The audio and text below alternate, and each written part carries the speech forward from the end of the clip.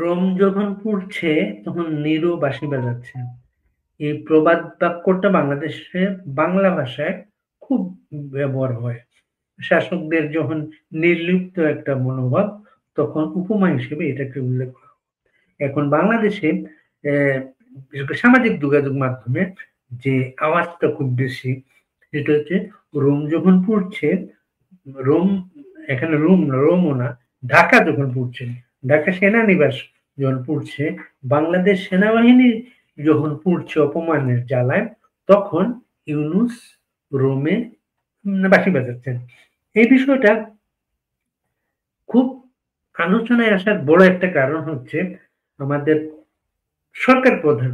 আপনি যেভাবেই হোক আসেন না কেন, যেভাবে থাকেন না কেন, তিনি এই মুহূর্তে বাংলাদেশ সরকার প্রধান হিসেবে ঘুরে বেড়াচ্ছেন। সরকার প্রধান এমন একটা সম্মেলনে গিয়েছেন রোমে, সেখানে লাইবেরিয়ার সরকার প্রধান ছাড়া আর কেউ যাননি। কারণ হচ্ছে এটা এমন কোনো সামিট না যে সরকার প্রধানকে যেতে হবে। কিন্তু আমাদের এই মানুষটা এত নির্লজ্জ, সে তো আহ, বিদেশ সফর পেলেই মৌকা মনে করে, এবং এটা তার আজকের ব্যাপার না, সেটা সবসময় এটা ইয়ে করেছেন। আমি একটা রিপোর্টার হিসেবে আমার একটা অভিজ্ঞতা হয়েছিল অমর্ত্য সেনের সাথে কাজ করার, প্রফেসর ইউনূসের সাথে কাজ করার। অমর্ত্য সেনের সাথে কাজ করার অভিজ্ঞতা আমার হচ্ছে, লোকটা খুব কম কথা বলে, খুব জানে লোকটা। মানে একটা কথা আছে না, ফাঁকা কলসি বাজে বেশি। ইউনূসের ব্যাপারে তাই। ইউনূস প্রচন্ড বাগ্মী, কথা বলেন সারাক্ষণ, এবং এই যে যারা সংলাপে যান, রাজনৈতিক নেতাদের যারা তার সাথে কথা বলতে যান, তারাও বিরক্ত হয়ে যে কথাটা এসে বলেন যে আমরা তো কিছুই বলতে পারলাম না, মানে সব কথা উনিই বললেন, উনি হচ্ছেন বকাউল্লাহ, আমরা হচ্ছে সোনাউল্লাহ।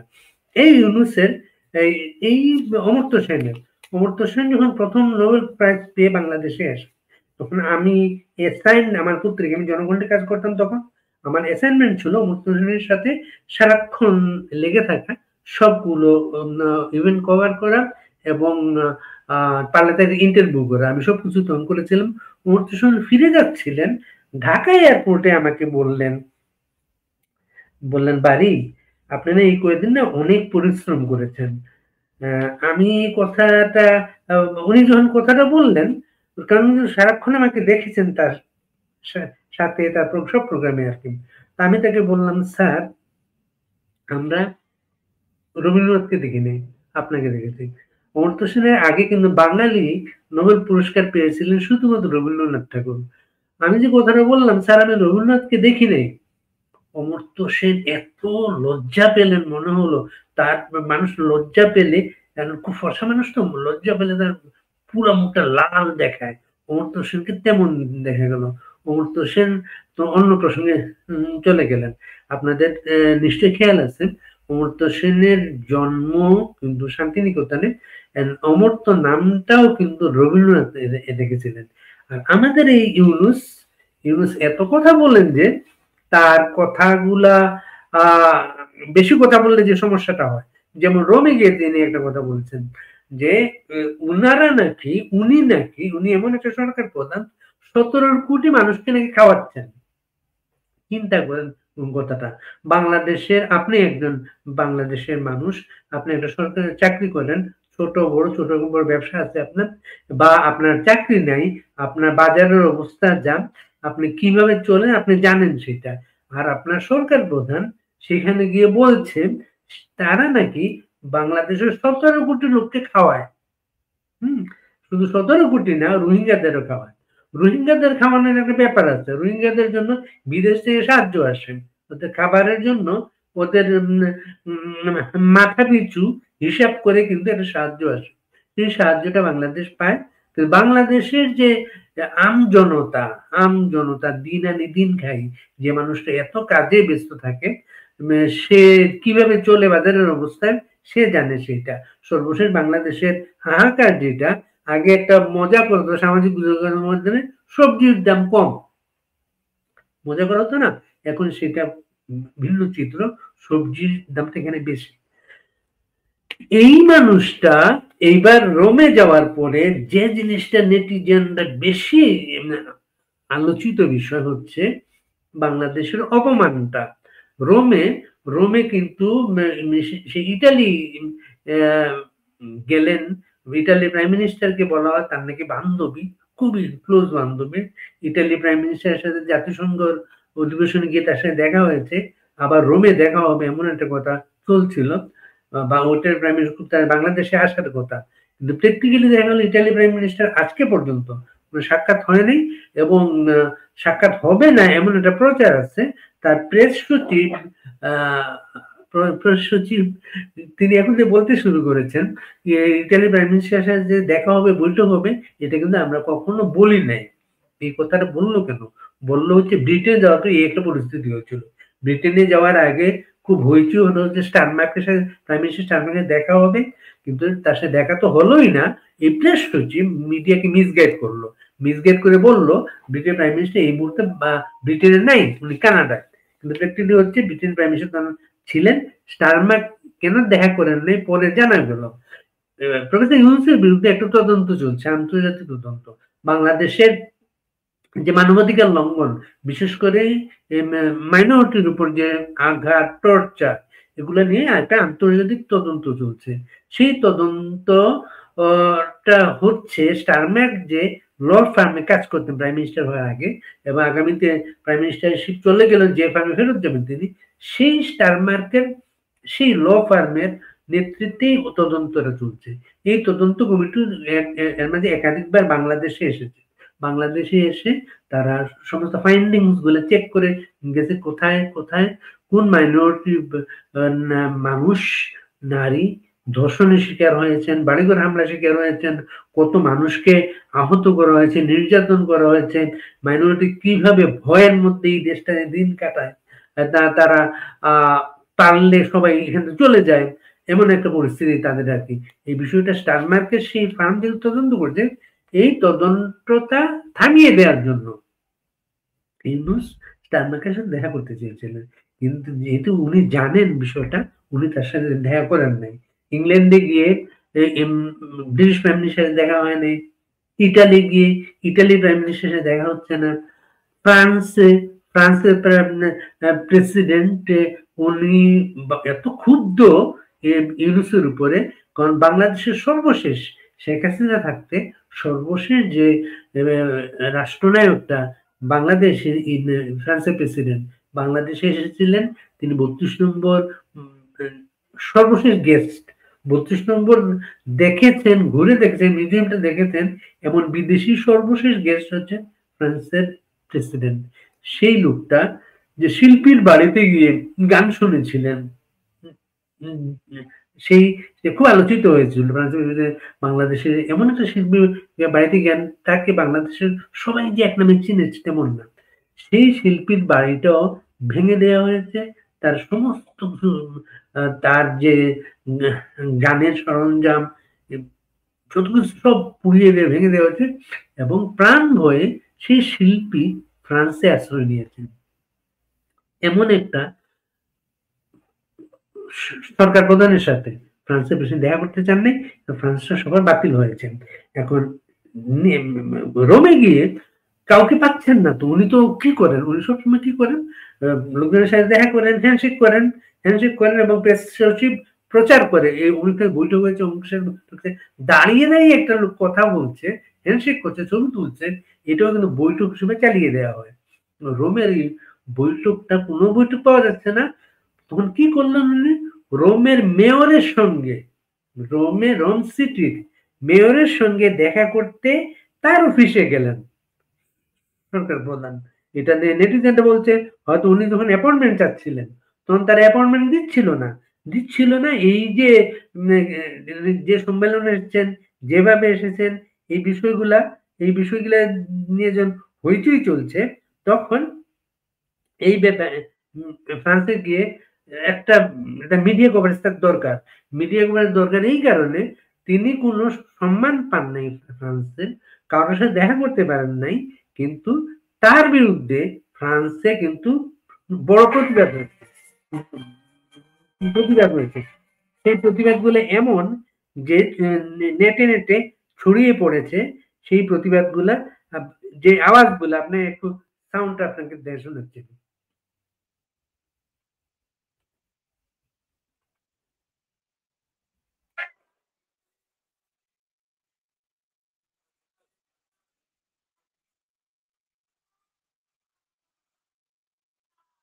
এইভাবে কিন্তু ইউনুস সারা পৃথিবীতে যেখানেই যাচ্ছেন তার পেছনে পেছনে প্রতিবাদটা যাচ্ছে।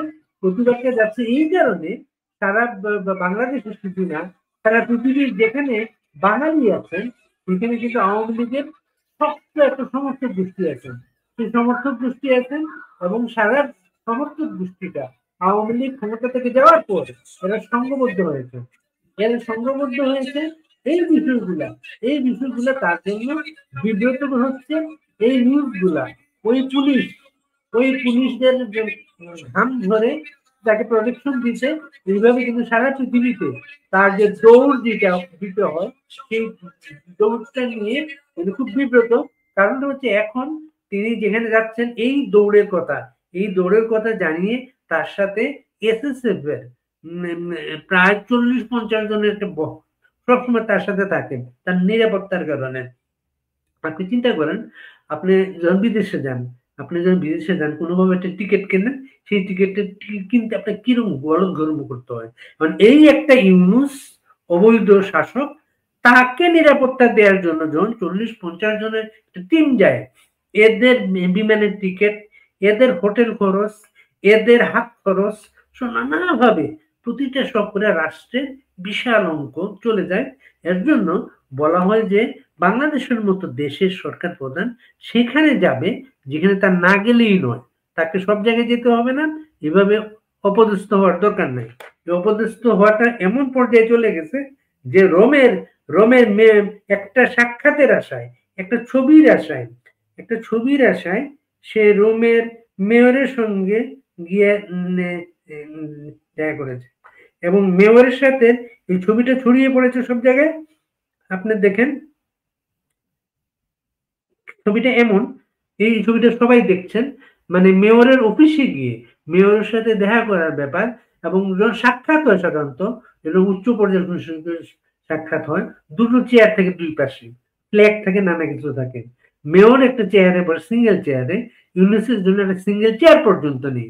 সেখানে একটা দুজন বসতে পারে এমন একটা সোফায় উনি শেয়ার করেছেন।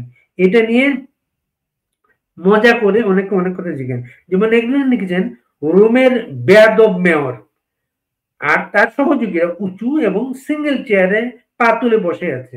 আর আমাদের নোবেল জয়ী নেতা ডক্টর ইউনুস ডাবল সোফায় বিনয়ের সহিত তার দলবল নিয়ে গরিবেনা সুরতে বসে আছেন। আরে বেটা, এমন একজন নিরহংকারী নোবেল ম্যান সরকার প্রধান বাংলাদেশ এবং জনগণের স্বার্থে দলবল নিয়ে তার অফিসে গিয়ে সাক্ষাৎ করতে গিয়েছেন। এটাই তো তার সৌভাগ্য। মজা করছেন একজন যে আমাদের নোবেল জয়ী এত উদার, তাকে সম্মান দেওয়ার জন্য তার অফিসে গিয়ে, সে মেয়র হোক যাই হোক, তার অফিসে গিয়ে দেখা করাটা। মেয়র ব্যাপারটা বাংলাদেশের একটা বিষয়। বাংলাদেশে যেমন মেয়র যে যারা হন তারা কিন্তু সরাসরি জনগণের ভোটে নির্বাচিত হন। মেয়র নিয়ে একটা বড় একটা প্রতিদ্বন্দ্বিতা হয়। অস্ট্রেলিয়ার মতো দেশে মেয়র পদে কোনো ইলেকশন হয় না, এখানে কাউন্সিলর পদে ইলেকশন হয়। কাউন্সিলররা একজনকে মেয়র নির্বাচিত করেন, সেই ব্যক্তি মেয়র হন। রোমের ব্যাপারটা আমি বলতে পারবো না। এমন একটা ব্যক্তির সাথে তার অফিসে গিয়ে দেখা করেছেন একটা ছবির জন্য। ওই মেয়র তো তাকে কিছু দেওয়ার বিষয় না, তো ছবির জন্য উনি তার অফিসে গিয়েছেন, তার সাথে দেখা করেছেন। উনি তো নোবেল লরিয়েট হিসেবে সারা পৃথিবীতে ঘুরতেন, এটাই তার রুটিন কাজ ছিল। কিন্তু সব জায়গায় যেতেন, সাক্ষাৎ করতেন, ছবি পেতেন বা তার কাছ থেকে কিছু আনার চেষ্টা করতেন। হ্যাঁ, এইভাবে তার তার জীবনটা এরকম ছিল। সরকার প্রধান তো একটা শহরের মেয়রের কাছে কিছু পাওয়ার নেই সেখানে, বা এটা কোনো দ্বিপাক্ষিক লম্বা পরিকল্পনা ছাড়া দুই পক্ষ তো অপর পক্ষ তৈরিও থাকে না। আমাদের মতো গরিব দেশের মানুষকে অনেক অনেক কিছু দিতে পারে, দেওয়ার চেষ্টা করে, বা আমরা এইভাবে কিন্তু অনেক নজিরও তৈরি করেছি। আমাকে একবার মধ্যপ্রাচ্যে কোনো একটা শহরে, আমি তো ৬ টা দেশ গিয়েছি মধ্যপ্রাচ্যে। তো কোন একটা শহরে বাঙালিরা আমাদের বলছিলেন যে জিয়াউর রহমান যখন সৌদি আরবে যান, সৌদি আরবে যান তখন আ মা অ্যাবান্ডেন্ট গাড়ি যেগুলা মানে দুর্ঘটনার শিকার হয়ে পরিত্যক্ত গাড়ি স্তূপ করে রাখে বিভিন্ন দিকে বা পুরনো গাড়ির স্তূপ করে রেখে এইগুলা একটা জায়গায় স্তূপ দেখে জিয়াউর রহমান নাকি হাসতে, হাসতে ওই কোন একটা কর্মকর্তাকে বলেছিলেন, "তোমাদের এই গাড়িগুলো এখানে পড়ে আছে। তোমরা যদি আমাদেরকে এগুলো দিয়ে দিতে, আমরা ঠিক করে আমরা চালাতে পারতাম।" এটা নাকি তারা খোঁচা মেরে কথা বলতো যে, "তোমরা এখানে বড় কথা বলো। তোমাদের প্রেসিডেন্ট এসে আমাদের কাছে পুরান গাড়ি চেয়েছে।" এই বিষয়গুলা মেয়রের মেয়রের বিষয় ছাড়াও নেটিজনদের আরো অনেকের কিন্তু আমি অনেক কিছু পড়ছিলাম।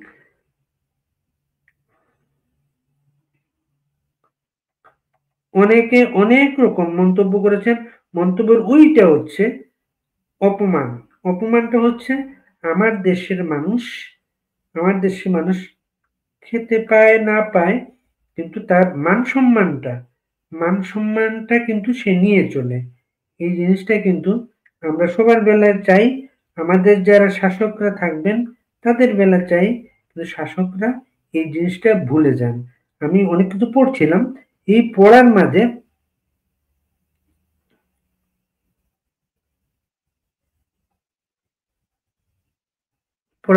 একটা খুব মজার একটা শেয়ার করি সেইটা।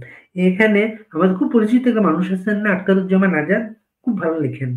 আ তার একটা লেখায় তিনি লিখেছেন, "প্রধান উপদেষ্টা ডক্টর মোহাম্মদ ইউনূসের কর্মকাণ্ড নিয়ে নিয়মিত আমরা তামাশা করি।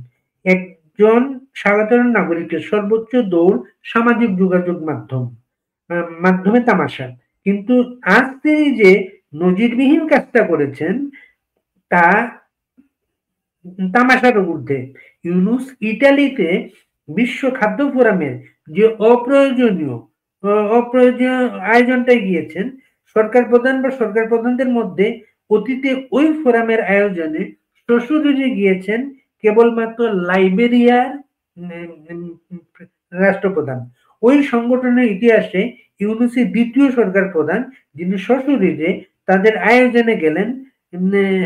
তথ্যসূত্র হচ্ছে বিবিসি বাংলা। বিবিসি বাংলাও একটা নিয়ে একটা রিপোর্ট করেছে। ইটালি সরকারের কেউ দূরে থাক, ইউনেস্কো অভ্যর্থনা জানাতে ওই কথিত খাদ্য ফোরামের কেউ বিমানবন্দরে যাননি। গিয়েছেন ইতালির নিয়োজিত বাংলাদেশি রাষ্ট্রদূত স্যার চাকরি বাঁচাতে। ইটালির প্রধানমন্ত্রী ইউনুসকে দেখা দেননি বা নাই বা না দিতে পারেন। কিন্তু অবিশ্বাস্য রকমের একটা হাস্যকর ব্যাপার হলো ইউনুস রোমের মেয়রের সঙ্গে দেখা করেছেন এবং সেই দেখাটা করে এসেছেন মেয়রের অফিসে গিয়ে। মেয়র নিজে ইউনুসের হোটেল রুমে গিয়ে দেখা করতে আসেননি, বরঞ্চ ইউনুস নিজে মেয়রের অফিসে সশরীরে গিয়েছেন। ধরা যাক জিবুতির সরকার প্রধান বাংলাদেশে এলেন। বা এসে বাংলাদেশের প্রধান উপদেষ্টার সঙ্গে দেখা করতে চাইলেন। কিন্তু প্রধান উপদেষ্টা দেখা দিলেন না। জিবুতির সরকার প্রধান ঢাকা উত্তর সিটি কর্পোরেশনের মেয়র প্রশাসক মোহাম্মদ এজাজের সাথে দেখা করতে চাইলেন। এজাজ কি করলেন? জিবুতির সরকার প্রধানকে বলে দিলেন, "আমি দেখা দেব, তবে আমি আপনার হোটেল রুমে যাব না। আপনি আমার গুলশানের অফিসে এসে দেখা করে যান।" জিবুতির সরকার প্রধান শেষ পর্যন্ত এজাজের সাথে গুলশানে গিয়ে দেখা করে এলেন এবং নাচতে, নাচতে ছবি তুললেন। ছবি তুলে ফেসবুকে আপলোড করে ক্যাপশন লিখলেন, "mayor of Dhaka north city corporation meets the prime minister of Djibouti." এই ব্যাপারে জিবুতির জন্য যতটা অপমানজনক, মোহাম্মদ ইউনুস ইতালিতে সেই অপমানজনক কাজটা করে এসেছেন। একটা দেশের সরকার প্রধান হয়ে আজ ইউনুস অন্য একটা দেশের সামান্য একজন মেয়রের এর সাথে সেই মেয়র অফিসে গিয়ে দেখা করে এসেছেন। এখানেই কাজটা শেষ না। কথাবার্তা বলার সময় রোমের মেয়র ইউনুস সাহেবকে সম্মানের সাথে বসতে পর্যন্ত দেননি। রোমের মেয়র বসেছেন এক সোফায় আর ইউনুসকে দায়সারাভাবে বসতে দিয়েছেন। দুজন বসার উপযুক্তি একটা সোফায়। সেই দ্বৈত সোফায় ইউনূস অন্য একজনকে নিয়ে বসেছেন, বাংলাদেশের কোনো ইউপি মেম্বারের ব্যক্তিও এর চেয়ে শক্তিশালী। এর জন্য ইউপি মেম্বাররাও কম মর্যাদা সম্পন্ন কাউকে দেখা দিতে রাজি হন। তাকে বাড়িতে বা ইউনিয়ন পরিষদ থেকে, অথচ এতদিন ধরে প্রচার করা হয়েছিল বিভিন্ন দেশের ভিভিআইপিরা লাইনে দাঁড়িয়ে এই নোবেল বিজয়ী হরিদাস পালের অটোগ্রাফ নেয়। এই হচ্ছে প্রতিক্রিয়া। প্রতিক্রিয়াটা এমন এই প্রতিক্রিয়ার বড় একটা কারণ কিন্তু এই সময়টা বাংলাদেশে ভালো সময় না। এই সময়টা বাংলাদেশের সেনাবাহিনীতে একটা আগুন জ্বলছে, অপমানের আগুন। সেনা অফিসারদের বিরুদ্ধে হুলিয়া জারি করা হয়েছে, ওয়ারেন্ট জারি করা হয়েছে এবং সেনাবাহিনী এটা প্রোটেস্ট একটা প্রেস কনফারেন্স করছেন। প্রেস কনফারেন্সে তারা বলেছেন যে আমরা আইনি শাসন শ্রদ্ধাশীল, কিন্তু আমরা সোশ্যাল মিডিয়ায় দেখেছি এরকম একটা ঘটনা ঘটেছে, আমাদের কাছ থেকে কোনো কাগজপত্র পাঠায় নাই, আমরা নিজেরা আমাদের এই মানুষগুলাকে হেফাজতে নিয়েছি। এরপরে যখন সেনাবাহিনীতে অভ্যুত্থানের গুজব এমন সময় ইউনূস গেলেন বাইরে। সাধারণত কি হয়, এমন সময়গুলাতে আসলে সরকার প্রধানরা বাইরে যান না, এই স্পর্শকাতর সময়গুলাতে বাংলাদেশ অতীত তাই বলে। ইউনূস কেন গেলেন? ইউনূস গেলেন এই কারণে, এই সেনাবাহিনী প্রধান তিনি নিশ্চিত হয়েছেন যে একটা বাংলার কবিতা আছে না, করে না ফুসফাস মানে ঢুসঢাস, মানে হচ্ছে ইনাকে অন্তত নিশ্চিত হয়েছেন ইনার ক্ষমতার কোনো লোভ নেই, ইনি অন্তত অভ্যুত্থান করবেন না, ক্ষমতা দখল করবেন না, এবং এমনকি রোমে বসে তিনি খবর পাবেন না ইউনূস তুমি বাংলাদেশ আসার দরকার নাই, আপনি এখানে ক্ষমতা দখল হয়ে গেছে, সেনাবাহিনী ক্ষমতা গ্রহণ করেছে। ইউনূস তখন অন্য কোনো দেশে যাওয়ার চেষ্টা করবেন, যেহেতু দেশে আসলে অ্যারেস্ট হবেন তিনি, কারণ এত অকাম করেছেন তিনি এই ক্ষমতাটা পেয়ে তার সাজা মওকুফ করেছেন, তিনি তার সুদ মওকুফ করেছেন, তিনি তার নামে জরিমানা ছিল, জরিমানা মওকুফ করেছেন, তিনি এখানে বিশ্ববিদ্যালয়ের লাইসেন্স নিয়েছেন, তিনি এখানে আদম ব্যবসার লাইসেন্স নিয়েছেন, তিনি নানা কিছু করেছেন কিন্তু এখানে বসে এবং এইগুলা ক্ষমতা গণতন্ত্র উল্টে যাবে, বাংলাদেশে যেটা হয় যখন উল্টে যায় তখন কিন্তু অন্যরকম পরিস্থিতি হয়। যেমন ধরেন তারেক রহমান, আপনারা সবাই দেখলেন ব্রেনের হত্যা মামলা নাই, 10টা হত্যা মামলা নাই, এতিমখানার দুর্নীতি মামলা নাই, সব কিন্তু গায়েব এই মুহূর্তে, কারণ ক্ষমতা গণেশ উল্টে গেছে এখানে। আবার তারেক এখন পর্যন্ত এখানে আসা সাহস করতে পারেন না, যে কোনো দিন যদি উল্টে যায় তখন তার এই ব্যাপারগুলা, এই বিপদগুলা আবার সামনে চলে আসবে, এই কারণে কিন্তু তিনি আসতেও চান না। এবং ঢাকায় এই পরিস্থিতির মাধ্যমে ইউনূস পরোয়া না করার কারণ হচ্ছে তিনি জানেন জেনারেল ওয়াকার ক্ষমতাটা নিতে চান না বা নেবেন না, এটা ইয়ে করেছে, কিন্তু ওয়াকার যে চাপের মুখে আছেন এই সেনা অফিসারদেরকে কেন্দ্র করে জামাতে ইসলামের সঙ্গে দ্বন্দ্ব যে সেনাবাহিনীর, সেটা প্রকাশ হয়ে পড়েছে যে এই সেনাবাহিনী জামাত ওরিয়েন্টেড এমন যেটা প্রচার আছে, জামাতের বাইরেও তারপর সেনাবাহিনী কি করতো, সবসময় নিজের মর্যাদা রক্ষা করতে চলতো, মর্যাদার সময় আসলে সেনাবাহিনী তো এক হয়ে যায়, ঐক্যবদ্ধ হয়ে যায়, যখন অফিসের বিরুদ্ধে ওয়ারেন্ট হলো তখন তারা যেমন তাদের হস্তান্তর করলো না, পুলিশের কাছে পুলিশকে ঢুকতে দিল না, পুলিশ তো সেনাবাহিনী ক্যান্টনমেন্টে ঢুকতে গেলে জাহাঙ্গীর গেটে আগে সে দাঁড়াতে হবে, পারমিশন পেতে হবে, তারপর ভেতর ঢুকতে পারবে, এমনি ঢুকতে পারবে না পুলিশকে। তখন পুলিশ যেমন ঢুকতে পারে নাই, প্লাস হচ্ছে সেনাবাহিনী কি করলো, পুলিশের কাছে হস্তান্তর করে নাই তার মানুষদের, এবং সেনা নিবাসের ভেতরে একটা ভবনকে সাবজেল ঘোষণা করা হয়েছে। এটা একটা আপোষ সেনাবাহিনীর সঙ্গে সরকারের, কারণ হচ্ছে এইটার যে উত্তেজনা ক্যান্টনমেন্টে চলছে সেখানে শান্ত করার জন্য এই আপোষটা। এখন ওখানে যাওয়ার কোনো সুযোগ নাই, গেলে আপনি দেখতে পেতেন যেটা জেলখানায় বন্দীরা যেমন থাকে সেখানে এই 15 সেইভাবে নাই, অফিসার্স মেসে অফিসাররা যেভাবে থাকেন তারা সেখানে সেইভাবে আছেন। তারা ফোন ব্যবহার করতে পারছেন, তারা ইন্টারনেট ব্যবহার করতে পারছেন। তারা তাদের অ্যা সবকিছু যে এই বিষয় যে ফোন ব্যবহার করে, ইন্টারনেট ব্যবহার করে জেলখানায় আপনার কাছে খুব অস্বাভাবিক মনে হতে পারে। কিন্তু অস্ট্রেলিয়ায় এটা খুব স্বাভাবিক ব্যাপার। অস্ট্রেলিয়াতে জেলখানায় সবার হাতে ফোন থাকে, ইন্টারনেট থাকে। তার সাথে ধরেন এমনকি তাকে সপ্তাহে একটা ভাতা দেওয়া হয়। সপ্তাহে একটা ভাতা দেওয়া হয় এবং তার তো জেলখানার ভেতর সব জিম করা থেকে আরম্ভ করে লাইব্রেরি, খেলাধুলার ব্যবস্থা সবকিছু কিন্তু তার এখানে আছে। এর জন্য বলা অস্ট্রেলিয়ার জেলখানাটা খুব ব্যয়বহুল। এর জন্য সহজে এখানে খুব দাগি আসামি ছাড়া কাউকে জেলে নিতে চায় না সরকার। এবং পারলে তার জামিন দিয়ে দেয় সবাই। কিন্তু খুব দাগি আসামি যেটা একেবারেই বাইরে রাখা যাবে না, তাকে কিন্তু জেলখানায় রাখা হয়। এর বাইরে কাউকে জেলে রাখা হয় না। আমাদের এই অফিসাররাও তাজুল তাজুল মানে ওই রাজাকার তাজুল।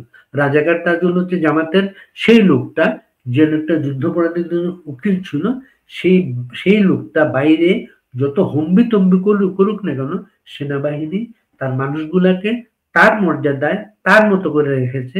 তাদের হাতে হ্যান্ডকাপ পড়তে দেয় নাই, তাদের হাতে ডান্ডা বাড়ি পড়তে দেয় নাই। এমন একটা পরিস্থিতিতে ঢাকা যখন পুড়ছে, নিরো ইউনুস রোমে বাঁশি বাজাচ্ছেন। এইগুলা সামনে অনেক হিসাব নিকাশ আছে। এই হিসাব নিকাশ গুলা আমরা অনুসরণ করতে থাকবো এবং সবাই সাবধানে থাকবেন। সাবধানে থাকবেন এই কারণে, দেশটা তো ভালো না। সবার বিপদ, সামাজিক বিপদ, রাজনৈতিক বিপদ, অর্থনৈতিক বিপদ, হয়রানির বিপদ। আপনাকে হয়রানি করতে, কথাবার্তা বলতে কারো কিছু নাই, লাইসেন্স নেই আরকি। যেমন পঞ্চগড়ে যেটা ঘটলো, শারজিস বিদ্যুৎ গেল। সে হুমকি দিয়ে বলল কলিজাটা ছিঁড়ে রাস্তায় ফেলে দেবে। এই এই দুঃসাহসগুলা মানুষকে দুঃসাহসগুলো বলার এই যে প্রবণতা তৈরি হয়েছে, এটার জন্য সবাই কিন্তু খুব অনিরাপদ ভোগ করেন বাংলাদেশে। দেশটা আমাদের, আমাদের আমরা এখানে মানুষের মর্যাদা সবার আগে। সবাই সাবধানে থাকবেন, প্রতিবেশীকে সাবধানে রাখবেন এবং কেউ যাতে আপনার উপর, আপনার প্রতিবেশীদের উপর কোনো অবিচার করতে না পারে সে ব্যাপারে সতর্ক থাকবেন। সবাই ভালো থাকবেন।